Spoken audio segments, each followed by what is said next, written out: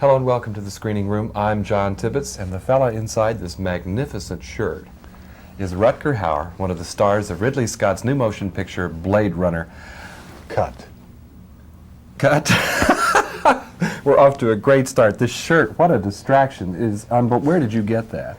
In Holland. It's great. It's a Japanese designer, and since Blade Runner, there's a lot of Japanese designs as well. And Blade Runner, I thought, might have been. You've made a lot of motion pictures in Holland, of course. You're a very big star there. In fact, that's where I first saw you, not in Holland, but in Soldier of Orange. And in that and Max Havelaar, I found myself thinking, how long will it be until we see him on our own screens here? Now, Blade Runner, of course, was made in this country. In this and Nighthawks both, characters that are sort of villainous, but yet maybe not completely so. How do you feel about that? Do you like villains? Do you want to temper them with more honest characteristics at the same time? I don't see the villain so much. I think Harrison is the villain. Oh, this is okay. Definitely. No, let's talk about that now. Harrison is the villain. Why is that? He's trying to keep you from doing something, isn't he? Well, you tell me what you think is a villain, because what is a villain? The person out there in that audience that gets a reaction that I don't like this person and I want to see this person stopped. I think I would define that as a villain. I don't want him to prevail. Yeah, okay. Except that's what Harrison is trying to do to you, though, isn't it? Yes, but I don't. I think my idea of a villain is somebody who wants to do some, nasty, bad things. And Harrison's character finds his motivation that he has to kill 5 replicants, which we are. Yeah, the term retirement. Because they are sort of dangerous. And they say they sort of found a spaceship and people got killed, but you never see that happen in the film. It's just one of the stories they give you that they are a bit dangerous. But I mean, Whereas the thing you're trying to do in Blade Runner is quite a bit different, isn't it? You want to stay alive.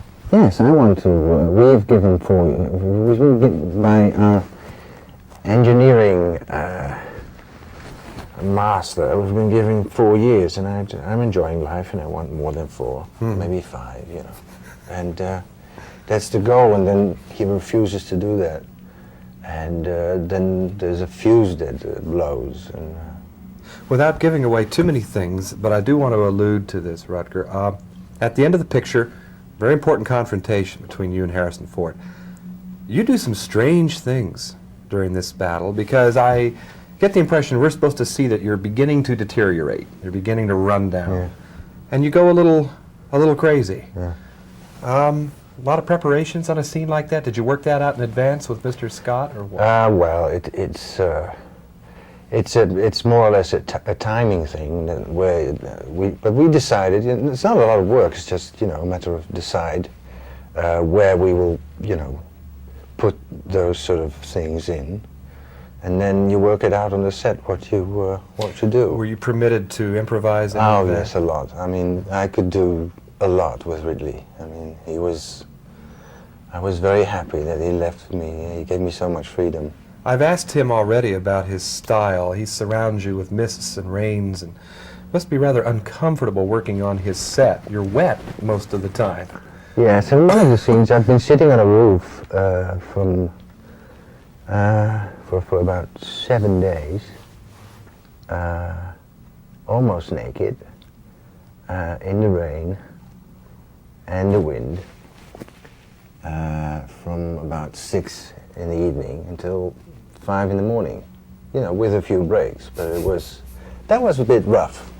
Here's a director who seems to impose certain demands upon you. Yes, it was at the end of the 5 months shooting period, so I was pretty exhausted and pretty cold.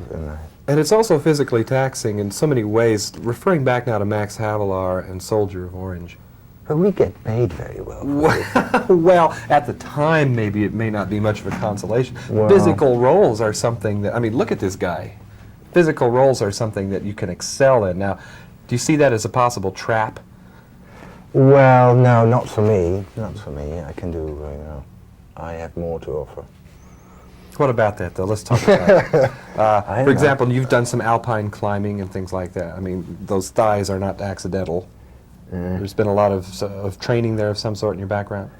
No, I haven't done any real training.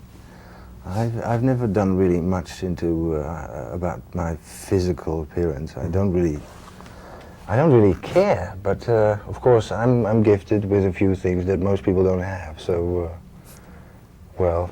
Well, how do you know. feel about Soldier of Orange? I keep wanting to get back to that because I think it's a wonderful film that didn't get near enough attention. Blade Runner will, but Soldier didn't. How do you feel about that? Was it important in your own career? Well, Soldier of Orange did what made it possible for me to work here, and it wasn't released, too properly. But I mean, there's some. You have to be, and it's out of your hands. It's. I mean, they can put my next film on the shelf for 10 years. That's just the way it is.